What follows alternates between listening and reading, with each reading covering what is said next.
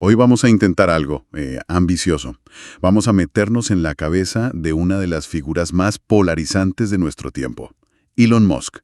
Pero, a ver, la idea no es contar su biografía, que ya nos la sabemos, es intentar descifrar cómo piensa. Y para hacer esto, pues tenemos un montón de fuentes, entrevistas, discursos, análisis. La misión es como intentar hackear su sistema operativo mental. Y para empezar, hay una frase que a mí siempre me ha parecido brutal. Un amigo suyo le dijo que crear una empresa es como comer vidrio mirando al abismo. Y Musk no solo está de acuerdo, es que parece que le encanta el menú. Totalmente. Y esa es la gran pregunta que guía todo el análisis que hemos preparado, ¿verdad? O sea, ¿qué hay detrás de esas apuestas que al resto nos parecen una locura? ¿Qué te lleva a apostar todo tu dinero, no una, sino varias veces, en cohetes, en coches eléctricos? Vamos a ver su filosofía, su método de ingeniería y esa visión a largo plazo que tiene para todos nosotros. Perfecto, pues empecemos a desarmar ese sistema operativo. El concepto clave, el que aparece en todas las fuentes, es el razonamiento desde primeros principios, first principles. Él mismo lo explica muy bien. La mayoría razonamos por analogía. Hacemos algo de una forma porque así se ha hecho siempre. Claro, y fíjate que eso es lo que hacen casi todos los innovadores. Toman algo que ya existe y lo mejoran un poquito, un 10, un 15%. Lo que propone más que es radical. Ignora por completo lo que ya existe. Da un paso atrás y pregunta, casi como un niño, ¿cuáles son las verdades más básicas de esto? ¿De qué está hecho? ¿Qué leyes de la física lo gobiernan? Y solo entonces empiezas a construir. Y el ejemplo perfecto de esto, el que todo mundo cita, es SpaceX. Cuando empezó a investigar, todo el mundo le decía lo mismo. La NASA, la industria, los cohetes son carísimos. Y punto. Pero es que carísimo no es un primer principio, es una conclusión, ¿no? Así que él hace la pregunta tonta. ¿De qué está hecho un cohete? Y la respuesta es, pues, aluminio, titanio, cobre, fibra de carbono. Y aquí viene lo increíble.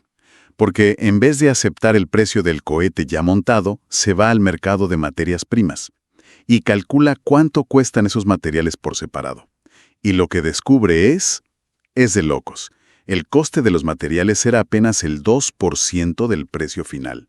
El 2%. Exacto. Lo que significa que el 98% restante no era el cohete, era ineficiencia pura y dura, el coste de montar las piezas de una forma heredada, con miles de intermediarios, cada uno con su margen. Su conclusión no fue voy a buscar cohetes más baratos, fue tengo que construir el cohete yo, desde cero, porque toda esta gente lo está haciendo fatal. Eso es pensar desde primeros principios. Es un método que, según él, viene de la física, para entender cosas raras como la mecánica cuántica. Es súper potente, pero él mismo admite que requiere un esfuerzo mental tremendo. Claro. Y para que no se quede solo en una idea, esto en sus empresas se convierte en algo muy práctico. Lo llaman el algoritmo. Son 5 pasos para la ingeniería. El primero es, cuestiona cada requisito, cada uno. Y cada requisito tiene que tener el nombre de una persona, no un departamento, para poder ir a preguntarle, oye, ¿esto por qué? Un momento, el segundo paso es borrar la pieza. Las fuentes dicen que su regla es, a ver, si no te ves forzado a añadir de nuevo el 10% de lo que borraste, es que no has borrado lo suficiente. Pero eso va en contra de todo. La ingeniería siempre busca añadir, mejorar. Va totalmente en contra. Es una lucha, digamos, contra la tendencia natural de las empresas a volverse más y más complejas. Lo normal es añadir un proceso y no quitarlo nunca. Su método te obliga a justificar la existencia de cada tornillo. Y solo después de borrar, llega el tercer paso, simplificar y optimizar. Porque el mayor error es optimizar algo que no debería ni existir. Y los dos últimos siguen esa lógica, ¿no? Acelerar y, por último, automatizar. Sí, y con ese último, con la automatización, aprendió una lección durísima. En el famoso infierno de producción del Model 3. Él quiso construir una fábrica súper automatizada, casi sin humanos. Y fue un desastre. Intentó automatizar procesos que todavía eran un caos. Los robots fallaban. Tuvo que quitar muchísimos robots y poner a gente a hacerlo a mano. La lección fue, primero simplifica el proceso hasta que sea perfecto. Luego, y solo luego, automatiza. Vale, este algoritmo es una herramienta increíble. Pero, ¿para qué? ¿Cuál es el propósito de todo esto? Porque no es solo hacer coches o cohetes. Hay una cita suya que lo resume. Tiene que haber razones para levantarse por la mañana. Y aquí pasamos del cómo al por qué, que es fascinante. Él cuenta que de adolescente tuvo una crisis existencial muy fuerte. Leía a Nietzsche, a Schopenhauer, y pensaba que nada tenía sentido. Y curiosamente salió de ahí leyendo La guía del autoestopista galáctico. El libro de humor y ciencia ficción. Lo de La Respuesta 42. Exacto. Pero para él, la clave no es la respuesta, sino que el verdadero problema es que no sabemos hacer las preguntas correctas. El universo es la respuesta, vale, pero ¿cuál es la pregunta? Y de ahí saca su misión de vida: ampliar el alcance y la escala de la conciencia. O sea que, para poder hacer mejores preguntas sobre el universo, primero tenemos que ser una civilización más consciente, más capaz. Precisamente. Y esa filosofía se ve directamente en sus empresas. No son negocios separados. Cada una está diseñada para luchar contra una amenaza existencial para el futuro de esa conciencia. A ver, vamos a conectarlas. Primero, el riesgo climático. Si nos cargamos el planeta, se acabó. Ahí entra Tesla, para acelerar la transición a la energía sostenible.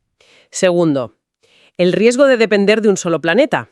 Un asteroide, una guerra, un virus. Y adiós.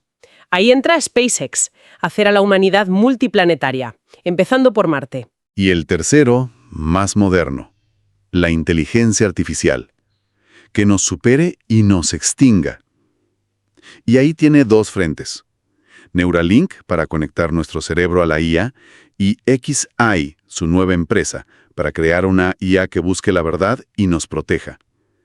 Pero claro, tener estas visiones es una cosa, y ejecutarlas es otra. Y aquí entra su famosa ética de trabajo hardcore, lo de trabajar de 80 a 100 horas a la semana. Tiene una frase que es muy simple. Es matemática. Si alguien trabaja 50 horas y tú 100, harás en 4 meses lo que a ellos les lleva un año. Y no es solo una frase, es que lo ha hecho. La historia de su primera empresa, Zip2. En vez de un piso, él y su hermano alquilaron una oficinita. Dormían en el sofá, se duchaban en un gimnasio y programaban sin parar. Vivían allí, literalmente. Pero, y esto es importante, esa misma intensidad es también la raíz de muchas críticas. ¿A qué te refieres? A que esa matemática puede funcionar para ti, pero si se la exiges a miles de empleados, pues puede crear ambientes de trabajo tóxicos, con una presión brutal. Es la otra cara de la moneda. Las fuentes describen su liderazgo como muy polarizante, o conectas con él o no lo soportas. Tiene tolerancia cero con lo que él ve como incompetencia o lentitud. Y ese control total se ve también en su estrategia, la integración vertical. Mientras todos en la industria del motor o la aeroespacial subcontratan casi todo, él hace lo contrario. SpaceX fabrica sus propios motores. Tesla fabrica las máquinas que fabrican los coches. La razón es una palabra: velocidad. Si tú dependes de un proveedor, un cambio de diseño puede tardar meses. Si lo fabricas tú, lo rediseñas por la mañana y lo pruebas por la tarde. Te da una capacidad de iterar, de mejorar, que es inalcanzable para la competencia. Y esa velocidad es clave cuando tu tolerancia al riesgo es tan alta. Claro, porque das por hecho que vas a fallar. El fallo es parte del plan. No solo es parte, es que es la opción más probable. Él mismo ha dicho que con SpaceX calculaba que tenían menos de un 10% de probabilidades de éxito. Los 3 primeros lanzamientos explotaron. El cuarto, el que funcionó, era literalmente el último que se podían permitir. Se habían quedado sin dinero. Vivir así, en ese nivel de riesgo, es lo que le define. Hablemos un poco del futuro que él ve. Una de sus predicciones más fuertes es que la IA y los robots harán que el trabajo sea opcional, y esto en 10 o 20 años, y que eso llevará a una renta alta universal. Y el cambio que eso provocaría, según él, es más filosófico que económico. La pregunta para la gente ya no sería ¿cómo sobrevivo?, sino ¿cuál es mi propósito? La competición ya no sería por dinero, sino por encontrar un sentido a la vida, cuando las máquinas lo hacen casi todo. Y hablando de propósito y de sentido, ahí encaja una de sus jugadas más polémicas, la compra de X, lo que era Twitter. Las fuentes lo dejan muy claro. No fue una decisión de negocio. Para nada. Fue una decisión ideológica. Para él, La libertad de expresión es clave para el futuro. Y él sentía que la plataforma, por su cultura de San Francisco, le daba más voz a lo que él llama extrema izquierda y censuraba a la derecha.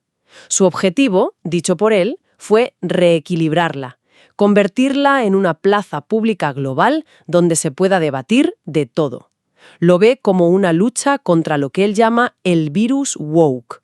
O sea que, para él, una amenaza a la libertad de expresión es otro riesgo existencial, al mismo nivel que el cambio climático. Exactamente. Es una amenaza a la capacidad de la civilización para buscar la verdad. Y su plan a largo plazo para X es mucho más grande. Quiere resucitar su idea original de 1999 con X.com. Quiere crear una aplicación para todo. Una especie de WeChat en China, que lo tiene todo: mensajes, pagos, redes sociales. Justo eso. Quiere que X sea el centro de tu vida financiera. Mueven dinero tan fácil como mueves información. Su lógica es que el dinero al final es solo una entrada en una base de datos. Es un sistema de información. Y él quiere construir la base de ese sistema. Y para gestionar todo esto usa un estilo de comunicación muy directo, ¿no? Usando la propia plataforma. Anuncia hitos, critica políticos, comparte memes. Hay una frase suya que me encanta: el humor debería ser legalizado. Es que él cree que la comedia es una forma de decir verdades que de otra manera no se podrían decir. Como el bufón en la corte del rey. Era el único que podía decirle la verdad al poder sin que le cortaran la cabeza. Él parece que a veces quiere jugar ese papel en la plaza pública digital. Usa el humor para romper narrativas. Bueno, si juntamos todas las piezas, el retrato que sale es el de una mente que opera desde primeros principios, que desmonta la realidad. A eso le sumas una misión casi existencial: expandir la conciencia para salvarnos. Y todo ejecutado con una intensidad y un aguante al riesgo que parece casi sobrehumano. Yo creo que la lección más grande de todo esto, más allá de la tecnología, es que su enfoque es un desafío a todo lo que damos por sentado. Es una invitación constante a preguntarnos, ¿por qué hacemos esto así? Es el rechazo total a la respuesta más peligrosa de todas. Porque siempre se ha hecho así. Y para cerrar, hay una idea que él menciona a veces y que creo que lo conecta todo. Ha hablado de la alta probabilidad de que vivamos en una simulación. Para muchos es solo una idea divertida, pero para él parece algo operativo. Claro, encaja perfectamente con su método, ¿no? Si crees que la realidad puede ser un programa de ordenador, entonces tiene todo el sentido no aceptar sus reglas. Tu trabajo, como el de un hacker, es entender el código fuente de esa simulación, sus primeros principios. Para poder modificarlo. ¿Para mejorarlo? Y eso nos deja con una pregunta final para todos. Musk se pregunta por las leyes del universo. Quizás una pregunta a nuestra escala, pero con su método sería: ¿cuál es esa regla fundamental en nuestro trabajo, en nuestra vida, que aceptamos sin más? ¿Qué pasaría si, solo como un juego, la descomponemos en sus primeros principios? A ver si de verdad sigue teniendo sentido.